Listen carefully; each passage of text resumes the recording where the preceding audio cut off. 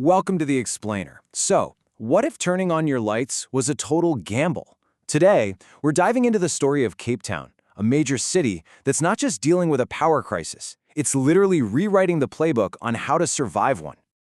Officials on the ground in Cape Town have a name for their situation, a crisis within a crisis. And they're not exaggerating. This isn't just about the inconvenience of the lights going out. A national power failure is setting off a chain reaction of other emergencies, pushing the city's most critical systems right to the edge. So what really happens when that first domino, the power, starts to fall? It's about so much more than just sitting in the dark. The consequences ripple out, threatening the very fabric of how a modern city is supposed to function and keep its people safe. And we're not talking about hypotheticals here. The city is grappling with something called load shedding, basically planned rolling blackouts to save the national grid. But these power cuts go on for hours, and the consequences are real and frankly dangerous. You've got sewer pumps failing, which leads to raw sewage spilling onto public beaches. The city is even facing the threat of water restrictions because it can't reliably pump water from its own dams. Okay, so how does this actually happen? How does a power problem spiral so quickly into a massive public health threat? Well, it all comes down to a simple but pretty devastating chain reaction. It all starts with the core issue. Regular, scheduled blackouts that last for 4 hours, sometimes even longer. This isn't a quick flicker. It's a prolonged, relentless strain on the entire system. And that's when the city's unseen workhorses start to fail. I'm talking about the critical water and sewer pumps. These are the things that keep fresh, clean water flowing into our homes and safely move wastewater away. But here's the thing, they need a constant supply of electricity to do their job. And boom, there it is. This is what they mean by a crisis within a crisis. The power problem has now morphed into a full-blown sanitation and water supply catastrophe, putting public health directly at risk. So here you have a city facing a huge national problem that it just can't solve on its own. They realized that just waiting for the crisis to end, well, that wasn't an option.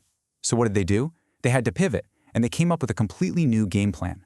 Now, this is what I find really fascinating. It's this fundamental shift in mindset. The city's goal went from ending load shedding, which, let's be honest, is largely out of its control, to a brand new strategy, business continuity management. In other words, they decided to stop trying to cure the disease and instead focus on managing the symptoms to make sure they could survive. So what exactly is business continuity management?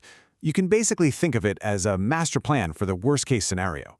It's a formal strategy to make sure that even if things get really, really bad, like the incredibly severe stage 8 or 10 load shedding, the city's most essential services can keep running with as little disruption as possible.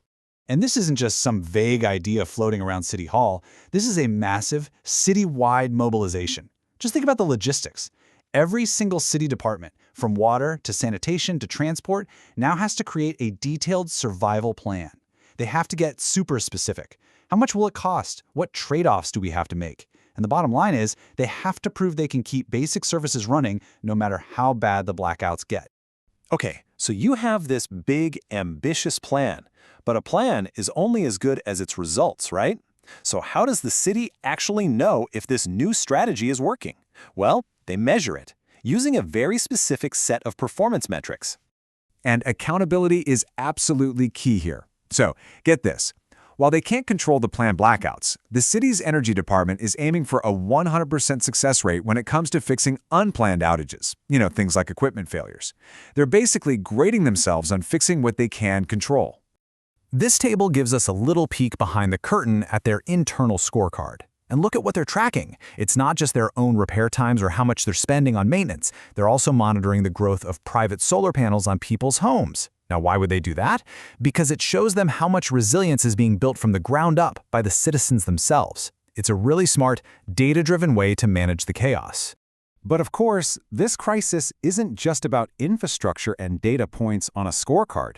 It has a very real and very heavy impact on the daily lives and the finances of the people who actually live in the city.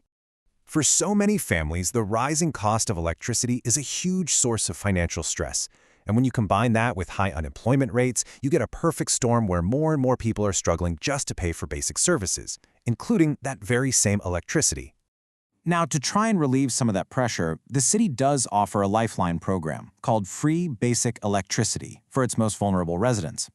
The challenge, though, is that it's impossible to predict how much of it will get used, because it all depends on when people can afford to buy power in the first place. And Cape Town's story really leaves us with a provocative question for the future of all of our cities. As we face more of these chronic, complex problems, from climate change to grid instability, does the goal itself need to change? Maybe, just maybe, it's less about finding some magic cure, and more about building a city so resilient it simply cannot be broken.